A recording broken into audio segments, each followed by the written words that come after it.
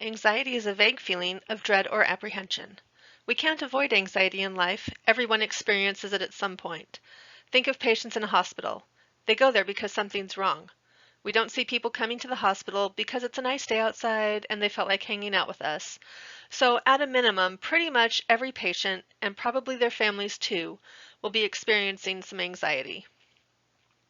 Anxiety is different than fear, which is feeling afraid or threatened by an identifiable stimulus that represents danger. Anxiety does have some good points. It can motivate us to make a change or help us solve a problem. It's considered normal when the anxiety is appropriate to the situation and dissipates once it's been resolved. Were you anxious before your first exam and then felt better once it was over?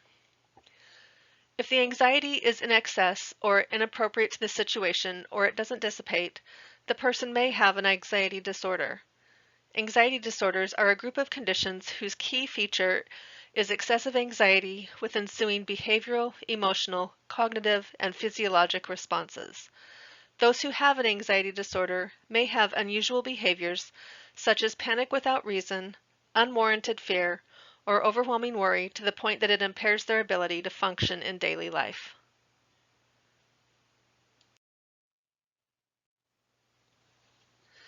Stress is the wear and tear that life causes on the body, and it occurs when someone has trouble handling life situations, problems, and goals. Everyone is going to handle stress differently. One may thrive in a stressful situation, while another may feel great distress. Hans Selye identified the physiologic aspects of stress, called the general adaptation syndrome, with 3 stages of stress. In the alarm reaction stage, stress stimulates the body to prepare for potential defense needs. In the resistance stage, blood is shunted to areas that are needed for defense, like the lungs and heart. In the exhaustion stage, the person has responded negatively to stress and anxiety, the body stores are depleted, and emotional components are unresolved.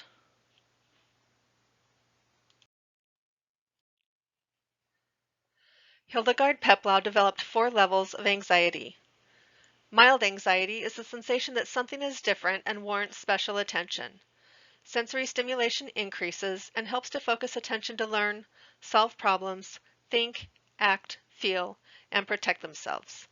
It motivates a person to make changes. Physiologic responses include a wide perceptual field, sharpened senses, increased motivation, effective problem solving, increased learning ability, and irritability. Symptoms we may see are restlessness, fidgeting, GI butterflies, difficulty sleeping, and hypersensitivity to noise. With moderate anxiety, it's a disturbing feeling that something is definitely wrong. The person becomes nervous or agitated. They can still process information and solve problems and learn, but they may need some help. They may have trouble concentrating and will have to be redirected to the topic. Physiologic responses include perceptual field narrowed to the immediate task, they're selectively attentive, can't connect thoughts or events independently, and there's an increased use of automatisms. Symptoms we may see are muscle tension, diaphoresis, pounding pulse, headache, dry mouth, a high-pitched voice, faster rate of speech, GI upset, and frequent urination.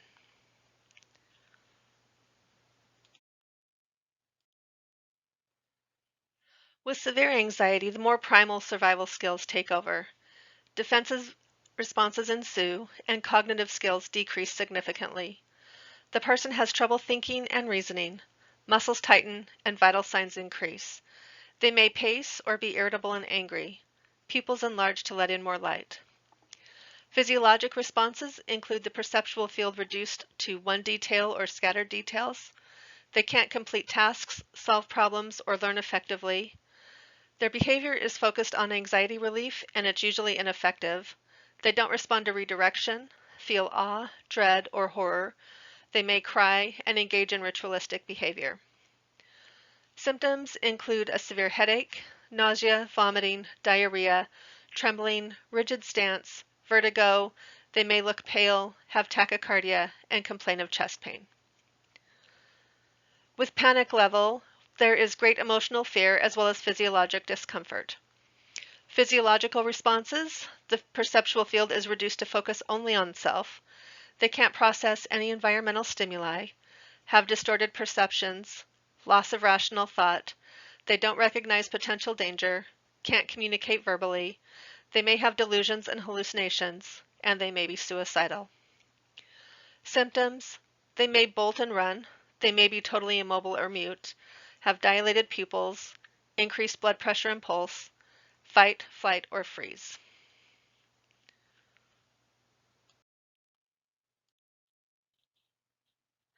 As nurses, we're going to encounter patients and families feeling anxiety, and we may see them in any setting in nursing. Assessing the person's level of anxiety helps us determine which interventions will be most effective for that patient or family member. With mild anxiety, it's a good time for the patient to learn and solve problems, while with moderate anxiety, we'll need to make sure the patient is following what we're saying and may need to redirect them to the topic. Use short, simple, and easy to understand sentences to help ensure understanding. Once the patient's anxiety level has progressed to severe or panic, we need to help the patient lower their level of anxiety before we can do anything else.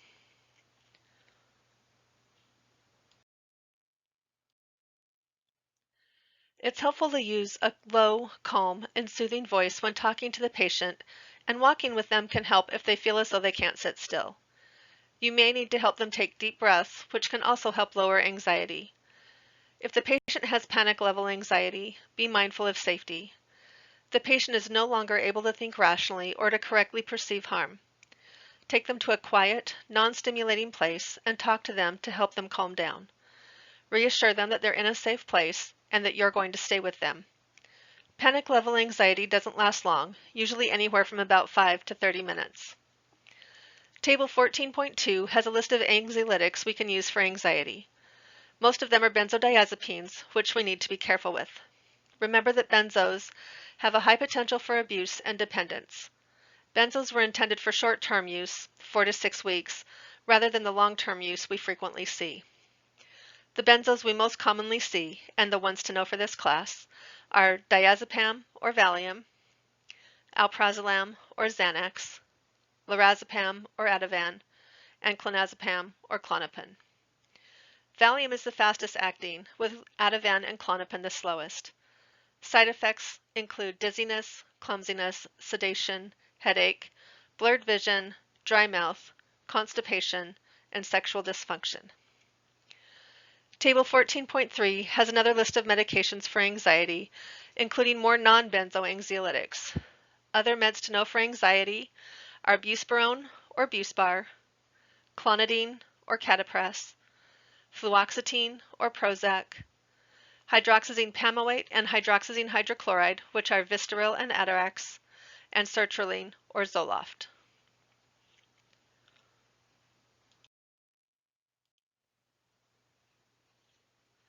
Anxiety disorders are diagnosed when anxiety no longer functions as a motivation for change or a danger signal, but is instead chronic and results in maladaptive behavior. Some types of anxiety disorders include agoraphobia, panic disorder, social phobia, and generalized anxiety disorder, or GAD.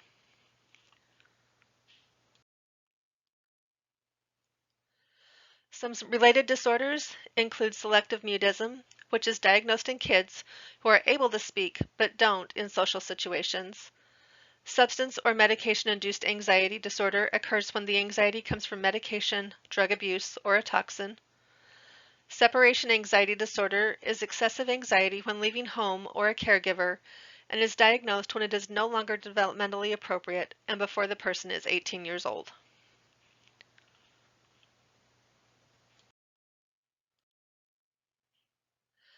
Anxiety disorders are the most common psychiatric disorders in the United States.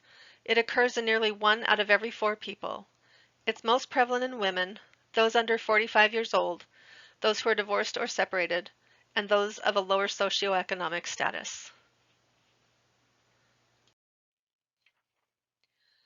We don't always know exactly what causes people to have an anxiety disorder, but there are theories. Genetic theory states that anxiety may have an inherited component. If a patient has a first-degree family member, like a parent or a sibling, that has anxiety, they are more likely to be anxious themselves.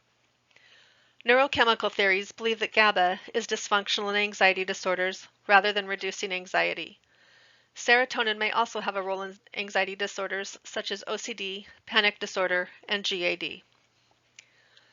With intrapsychic or psychoanalytic theories, Freud believed that a person's innate anxiety was a stimulus for behavior and that people use defense mechanisms to control their awareness of anxiety and reduce it. Be sure to review defense mechanisms that are found in Table 3.1. The interpersonal theories of Sullivan saw anxiety as coming from problems in interpersonal relationships. Peplau developed the 4 levels of anxiety, nursing interventions, and interpersonal communication techniques, which are still used today. The behavioral theory feels that anxiety is learned through experiences and that people can change through new experiences.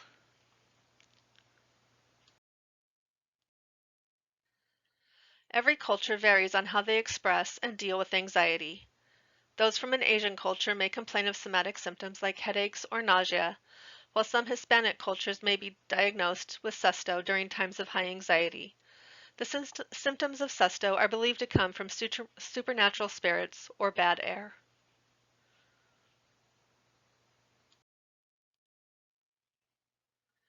Treatment for anxiety involves both medication and therapy. We already talked about medication, so we'll discuss therapy now. CBT, or cognitive behavioral therapy, is the most common therapy used to treat anxiety. Positive reframing turns negative messages into positive ones. Instead of saying, "I'm a bad person, anyone could do this," the message would be changed to, "I've already gotten up this morning, gotten dressed, and made my bed." Decatastrophizing uses questions to more realistically appraise the situation. The therapist will ask questions like, "What's the worst thing that could happen? Is that likely to happen? Could you survive that?" in order to help the patient look at the situation differently and know they will be okay. Assertiveness training helps the person get more control over life situations by teaching them to negotiate interpersonal situations and gain self-assurance.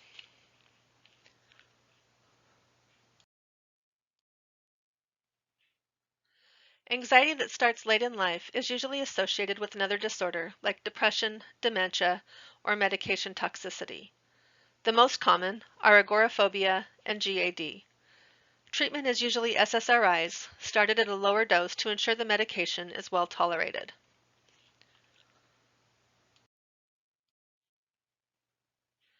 Typically, anxiety is seen as something negative.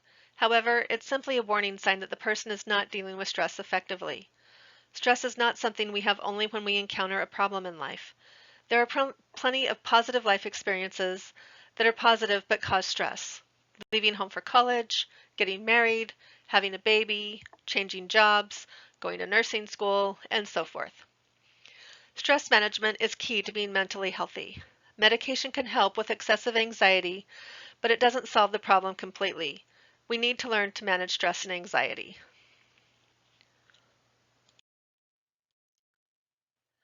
Some tips for managing stress include having a positive attitude, learning to talk about and express feelings, accepting we can't control everything, setting realistic goals, exercising regularly, eating a balanced diet, and getting enough sleep.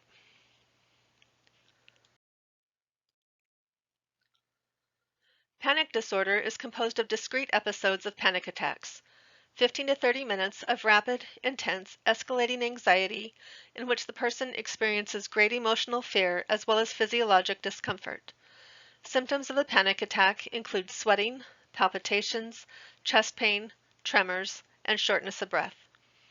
Panic disorder is diagnosed when the person has recurrent, unexpected panic attacks that are followed by at least 1 month of persistent worry about future attacks. Onset of panic disorder is usually in the late teens to mid-30s. Panic attacks can lead to avoidance behavior, where the person avoids situations or places they may fear may cause another panic attack. Primary gain is an attempt to relieve the anxiety by staying home where they feel safe, while secondary gain is the attention they get from others because of their behavior. There's an increased risk of suicide for those with panic disorder.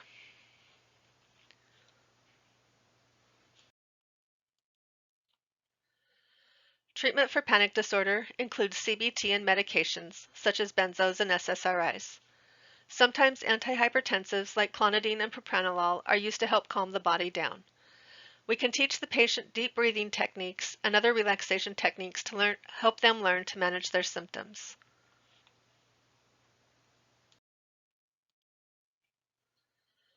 Assessment can include using the Hamilton Rating Scale for Anxiety, which is in your book in box 14.1. The Hamilton scale gives a number to help give the psychiatrist and nurses an idea where the patient is.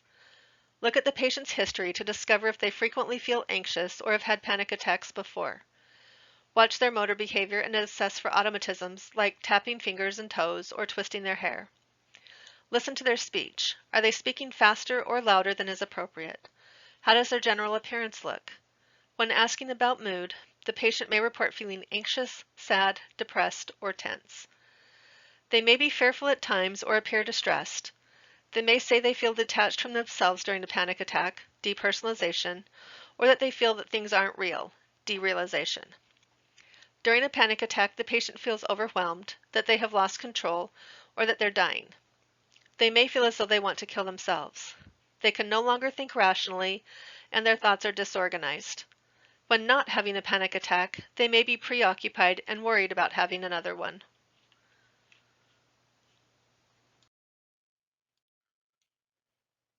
The patient may be confused and disoriented.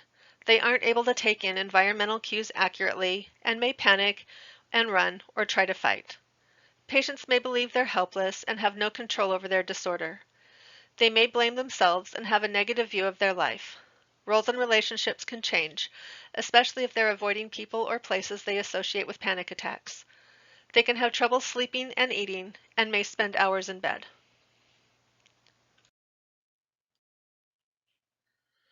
Nursing diagnoses can include anxiety, ineffective coping, powerlessness, disturbed sleep pattern, and ineffective role performance. Interventions need to focus on safety and comfort. The patient may need a calm, quiet place to reduce anxiety and give them some privacy. Stay with the patient and talk to them in a calm, soothing voice. Remember that your statements need to be short and direct. When the patient is calm, teach them anxiety management techniques such as deep breathing, guided imagery, or progressive relaxation. Have the patient practice these techniques while they're calm so they can use them when they notice their anxiety starting to increase. As always, education is important. The patient needs to learn how to manage stress and stress-provoking situations. Teach them about their medication and how they should be taken. We see a lot of PRN medication for anxiety. Teach them the benefits of exercise for anxiety disorders. Evaluate the patient's understanding of their medication and coping techniques.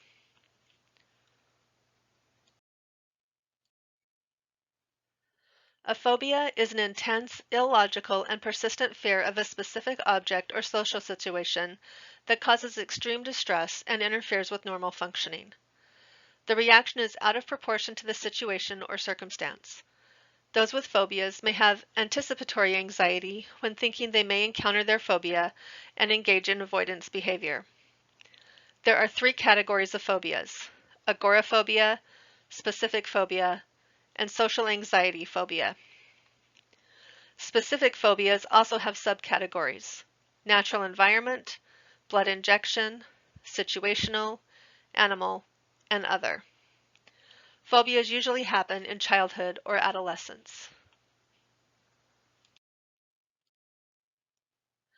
Treatment for phobias is behavioral therapy, which includes systematic desensitization, flooding, positive reframing, and assertiveness training.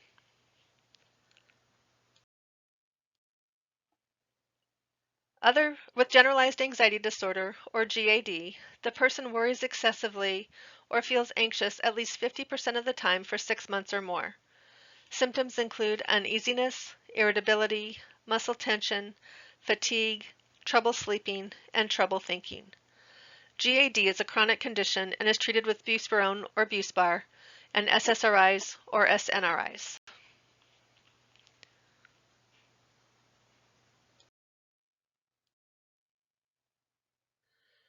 It can be difficult to work with those who have anxiety. As a nurse, you need to understand how anxiety works and why your patient can't simply calm down. You may feel anxious yourself. Don't try to fix the patient's problems, but do teach them how to manage the anxiety and stress they feel. You may find those techniques helpful in your own life. Nursing is a stressful job.